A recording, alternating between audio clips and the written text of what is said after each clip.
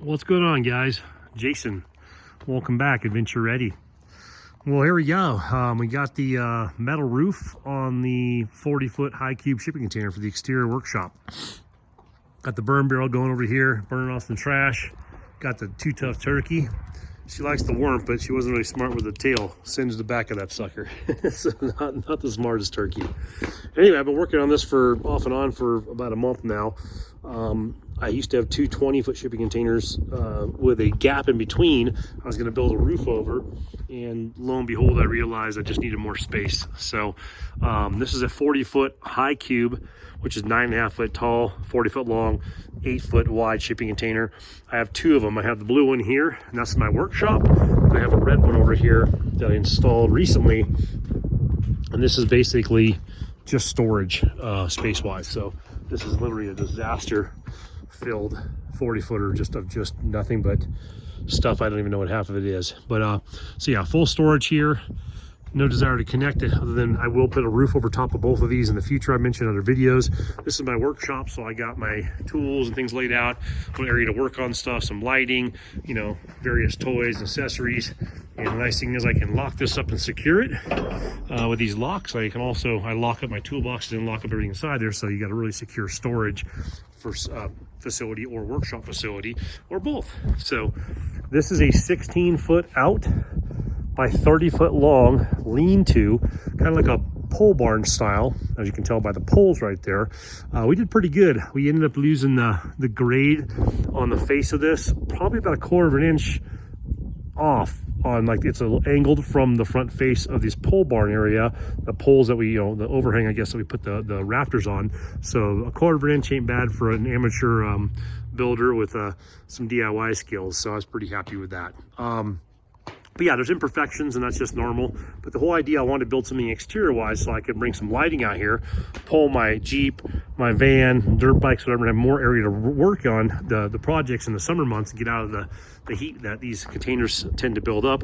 I do have a whirlybird on this one, so this one does stay about 15 to 20 degrees cooler than the typical shipping container would without the whirlybird, but it does still get warm in there. And then for the colder times, I plan on enclosing this whole back wall here, and I'm going to enclose at least 4 foot of this, but maybe 8 foot of this, and leave the top open for now. And the whole front will be open until I decide what I want to do in the future. But I think in the future I'll put a gated front on this so I can lock down projects. We don't have any real problems with theft over here. Everyone's been pretty good. The neighborhood's, you know, looks rough in spots, but the people are real good. We got good community over here. So, but it would be nice to leave some stuff out and be able to just lock it and get one more deterrent for anyone trying to steal anything. So, but yeah, so this is basically just 2x6s, 16 foot long. They are all shaped like bananas. I know this is kind of ugly, but I left it on the front on purpose. I'm going to burn these. I'm going to hit these with a torch and burn them just to kind of patina them a little bit and get them a little bit of weather coverage on the faces. I'm not so much worried about the ones inside, obviously, and I will throw a stain of some form on top of there as well. So yeah, I just got to do the metal roof. We got a snowstorm coming in tomorrow from what they said. So this is a huge advantage for me to have this much exterior space to work out of. So they have 16 by 30 foot of additional outdoor workspace is just giant. So, and like I said, this is approximately 4 foot high to the middle of that beam to split. I'll do another one 4 feet high, so I can do 8 foot tall planks across here. Ply across here. Where are you going, Too Tough Turkey? You got warm enough? A big fluff ball, huh? You big fluffy turkey, huh? You're crazy. Yeah, she like that heat, but that tail, man, got a little nippy on the end there. So anyway, so I'll probably go 8 foot tall here and leave the top gap open. I'm going to throw a fascia board on this thing, so there'll be a board on there. Probably run an 8 foot board, 8 foot 2x8 down the whole thing, and I'm going to run a gutter on here, and I'm going to put a water catchment system gutter off of this, go to the back area where all this crap stored up right now, and we'll run a little water catchment system. Probably just put a couple of, maybe 2 IBC totes back here, so you know, about 600 gallons approximately of water can accumulate on here, off the back of these rafters, off the front of this roof, off the eaves, off of a gutter system, bring it down right here, and have 2 IBC totes back here. So this is just full of junk right now. I got projects and stuff everywhere, van seat projects, rear bumpers projects for another van, enclosed trailer, ripped that off and put a different tongue on the other day, extra metal scraps, some cool little hoisting device my buddy Henry gave me. some metal for my old trailer for the customer. A buddy of mine I sold that to. It was a customer, became a friend. Sold my old trailer to, and I got to make some side bumpers or buffers for him, basically. Bumpers, basically. So I'm going to make those tomorrow or the next day, depending on the weather. Gate for the chicken coop, and goat enclosure. Motorcycle carrier. Thank you for putting T-posts in the ground. But yeah, so the idea is just to make this to where I have an outdoor area that can hang some lights in here, enclose the side, enclose the back to get some of the wind down. And then I will be throwing down, I was gonna put gravel in here, but it just gets to be a pain in the butt working on that stuff. I'm not real picky and fancy, but it would be nice because I do have some stuff. I would like to get my welding table set up back there. I'd like to get a couple cabinets along this wall. I also like to make some, some little brackets. Probably I'll weld something to hold my big ladders, and also to hold wood. When I buy wood, 14-foot pieces, 16-foot pieces, even 8-foot pieces, you really want to rack that stuff nice. And even when you rack it nice, the Home Depot wood's so bad right now, it just turns into a damn banana or a snake. So no guarantees, but I said it'd be nice to take this wall under this overhang and basically be able to put stuff and store it on the wall out of the way, and keep it out of the elements. So there will be, I'll go on the top here in a minute here and show you the top. There will be a little gap up here. Like I said, I lost about 1/4 of an inch along the face, so I'm not totally parallel shipping container to landing point here for these rafters. So but like I said, for a 30-foot span by 16-foot out, eyeballing a lot of the stuff and not being a pro, I think it came out pretty good. And some of these rafters are, like I said, just straight up bananas. So the fact that they even hold is pretty impressive. Oh, fire guys, let's get this back inside there and burning correctly. Good thing the turkey wasn't still sitting here. Gotta watch your fire, guys. Safety third. Anyway, so like I said, I'm pretty happy how this turned out. I'm gonna leave this little overhang out here. How this came out farther, probably hang a little light off that, like a floodlight on there. I'm gonna hang some fluorescent shop style lights inside here. I'm not sure how many. They make these lights so bright nowadays, you don't have to put a ton. I actually hung one off of one of my, like 1,000 lumen or 1,500 lumen Husky light I had last night off of here, with only half this built, and it lit up the whole damn valley. It was pretty awesome. But anyhow, this is the workshop project. So I'm going to do a breakdown video of this, and I'll just narrate over top of it cost. So if people want to know how much it costs, everyone wants to know what it costs to build stuff, and then people on YouTube, I'm not any better than anyone else, but we're all pretty lousy at telling people the cost. A lot of people want to know, okay, you built that, what did you save, or what was the value there? So I don't always build something just to save money. Sometimes I build it just because I'm a DIY guy and I just enjoy the process, and I have the free time to do so. So that's part of the interest for me. I like building stuff. I like saying that I built that. I just enjoy that part. I enjoy the process. Like I said, I own about 600 of every tool ever made, because I'm like a typical guy. When I go to Home Depot, I just start buying tools. So if I go to a garage sale and I find a deal, I buy that tool too, and then I just keep collecting tools, man. So anyway, I just enjoy working with my hands, building stuff. I've had some health issues the last year, so you start recognizing too, you won't always be able to do this. So while I can, I want to enjoy the process and build. I'll be throwing a man door on this. My man door just being standard style door. I'm going to throw 2 windows on this side, on one side and the other, so I get some extra lighting even with the overhang into my workshop. And then I'll make it to where I basically have the sides of these things locked up, and I access my workshop from the man door basically. So you walk in from a man door like a normal shop, and access this area. And then I got a little distracted with the fire. So going back to that, the floor in here, I was thinking about throwing gravel down, and that would be a very inexpensive way to do this, but I think I'm going to actually do a dry pour concrete. So that'll be very interesting. I've never done dry pour concrete. I've done tons of concrete work in my life, small patches. I've probably never done nothing bigger than like an 8-foot by 8-foot section, maybe 4 inches deep. So I'm going to try and go 4 inches by 16 by 30. So I'm going to do the full floor in here, 4 inches thick, I believe. I might go big, 5 inches, I'm not sure. Put some 2x6s on the ground, but I think I'm going to go 4, just use 2x4s for my perimeters, my framing, and then frame all this stuff up, frame all the floor up, throw down my rebar, and do some dry pour. That I will record pretty extensively. I'm going to try and do a time lapse on my GoPro that I haven't figured out how to use yet, that I bought 6 months ago. This newer one that I'm just a little bit out of touch on with the technology.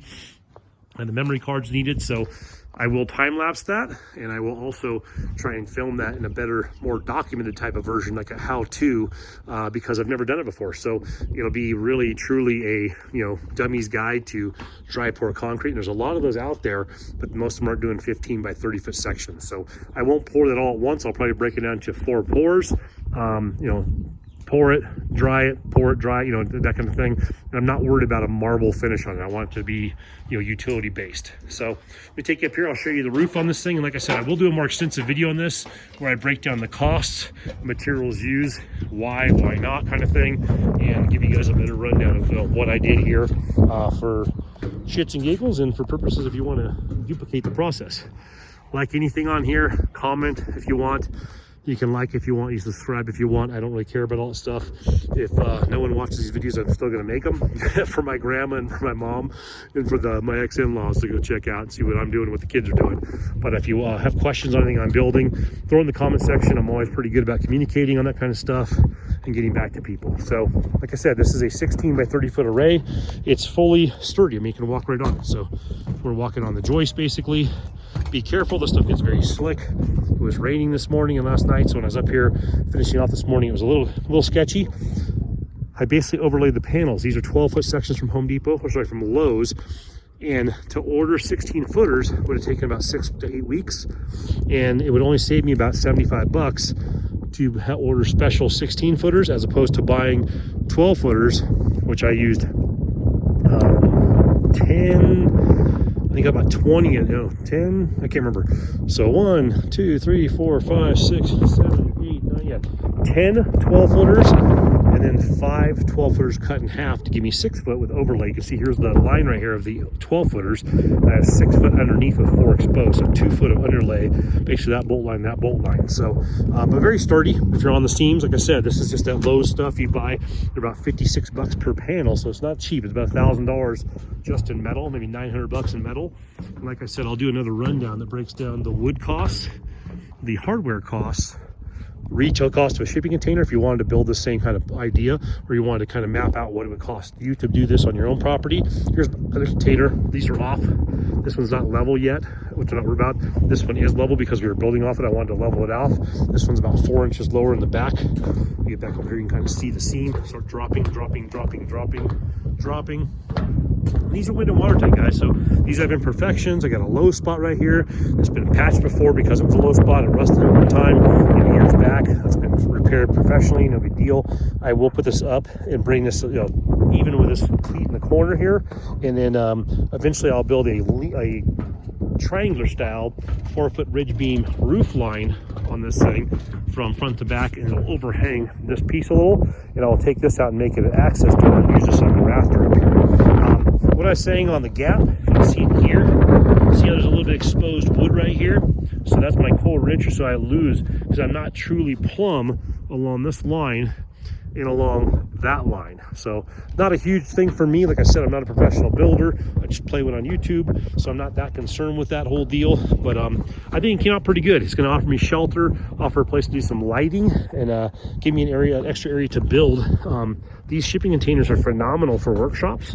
But you know, it's an 8-foot wide space by 40 foot long by 9.5 foot tall. So if you have bigger projects like cars and stuff like that, and you don't have a conventional garage, this was my cost-effective alternative to building a steel building or a standalone garage. So I haven't figured out all the cost, but like I said, I'll do a breakdown video more extensive with cost of a shipping container retail, cost of all the wood, cost of the metal, cost of the fasteners, cost of the footprint I'm going to put in here, cost of the back wall and side walls, and then the man door and the windows.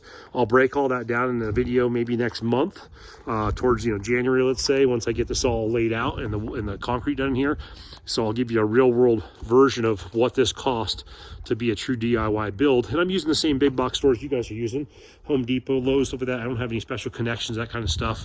I do have barter and trade opportunities. I do get shipping containers for wholesale because I do that as my side hustle, you know, motorcycle money and fun money, camping money, lifted van money. But so I do have a little bit better deal on over retail on the shipping containers, but I will base it off of retail numbers so you guys can see real world math on what it would cost you to build something like this. Well, thanks for tuning in here, guys. That's another project right there. That might be turned into not the taco and tamale trailer, but that might become Jason's chili dog trailer. So we're not sure yet. So that's something in the works right now. I'm trying to figure out what I'm doing with that. I'm peeling graphics off. Me and my boy Riley were, and going through that thing and seeing what it needs and seeing if I want to invest money into this little enclosed trailer and do something with that. So nothing like adding 5 more projects to your life. So, but yeah, so stay tuned, guys. Like I said, I will do updates on this thing. This is the real quick breakdown, 15 minutes of the 40 by 9.5 foot tall by 8 foot wide workshop shipping container with a 16 by 30 foot lean-to. And also, this does have a fall about 6 inches, so the rain comes right off this, no problem. Snow will sit up there a little bit, but we get good sunlight. Snow doesn't sit too long up here, so I'm not concerned with that. And it's more than stout to take on a several 100-pound snow load. I mean, you can have a dance party up there if you wanted to. Right on, guys. Stay safe out there. Get some time with the family here with the holidays coming up. Be nice, and hope you guys are all doing well. Thanks for tuning in.